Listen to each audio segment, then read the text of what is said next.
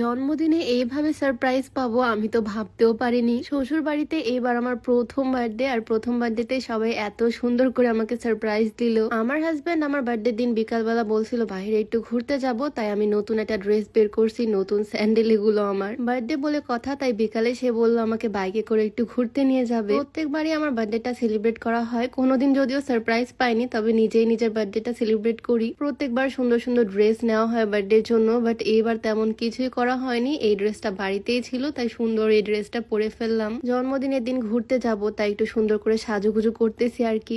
আমার রুমে আমি একা একাই রেডি হচ্ছিলাম। আমার হাজবেন্ড, আমার ননদিনী, ওরা কোথায় আমি জানি না। মানে আমি ভাবতেছিলাম ওরা অন্য কোনো রুমে আছে হয়তো, বাট ওরা যে আমার জন্য সারপ্রাইজ অ্যারেঞ্জ করতেছে এটা আমি ভাবতেও পারিনি। কারণ একে তো দেশের অবস্থা এরকম, আমি ফ্লাফি কোনো গাউনও অর্ডার করিনি, না আছে আমার ক্রাউন। বলতে গেলে কোনো রকমের প্রিপারেশনই নেওয়া হয়নি। নর্মালি ঘুরতে যাওয়ার জন্য যেভাবে রেডি হই সেভাবেই সুন্দর করে রেডি হয়েছি। আচ্ছা, আজকে আমাকে কেমন লাগতেছে বলো তো? আমি রেডি হয়ে তাড়াহুড়া করতেছিলাম বাহিরে যাওয়ার জন্য, আর তখনই আমার হাজবেন্ড, আমার ননদিনী, আমার বান্ধবী সবাই মিলে আমাকে চোখ বেঁধে ছাদে নিয়ে চলে আসলো। বার্থডের দিন যখন এভাবে চোখ ঢেকে নিয়ে আসছে তখনই আমি বুঝতে পারছি অবশ্যই কোনো না কোনো রহস্য আছে। আর চোখ খুলতেই দেখি এখানে সুন্দরভাবে ওরা সাজাইছে হ্যাপি বার্থডে লিখে বেলুন দিয়ে। এখন দেশের যে একটা অবস্থা, তারপর আমার জন্মদিন পড়ছে শুক্রবারে। ওরা এত কিছু কিভাবে অ্যারেঞ্জ করছে আমি সেটাই বুঝতে পারতেছি না। সব দোকানপাটি বন্ধ থাকে শুক্রবার বিকালে। আমার হাজবেন্ড আমাকে আমার ফেভারিট রেড রোজ দিছে অনেকগুলা, আর আমার ননদিনী গিফট দেখে তো আমি পুরাই অবাক। সে পুরো টাকা দিয়ে একটা ফুলের বুকের মতো করছে।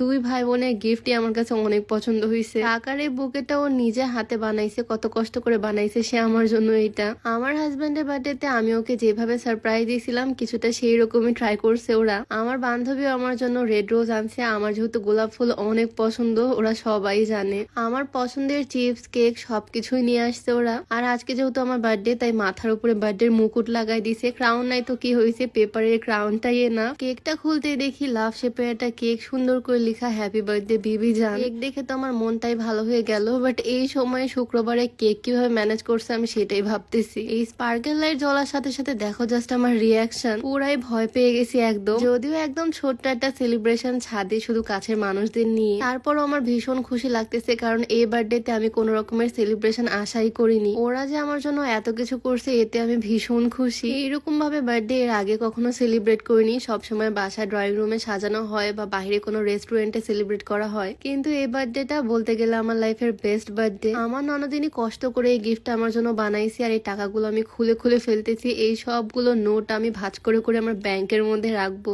ও বললো ও নাকি সারা রাত কষ্ট করে এই বুকেটা বানাইছে, বেচারি আমাকে কত ভালোবাসে ভাবা যায়। বসে বসে আড্ডা দিতে দিতে চোখে পড়লো এই বড় অ্যাকোয়াফিনা পানির বোতলটা, আর দুষ্টু বুদ্ধি মাথায় চলে আসলো এখন একটা ট্রেন চলতেছে, পানির ফোয়ারা ট্রেন। যদিও এই ট্রেনটা করে রাত্রে বেলা লাইটের নিচে, এবার দিনের বেলায় আমি করব, দেখি কেমন হয়। আর এই যে তার রেজাল্ট। যাই হোক, আজকে তো বার্থডে সারপ্রাইজ পেয়ে আমি ভীষণ খুশি। আর এই ছোট্ট সেলিব্রেশনের ভিডিওটা তোমাদের কাছে কেমন লাগলো অবশ্যই কমেন্টে জানিও। তো আজকে ভিডিওটা এখানেই শেষ করছি। সবাই ভালো থাকো, সুস্থ থাকো, দেখা হচ্ছে নতুন কোনো ভিডিওতে। সবাইকে আল্লাহ হাফেজ।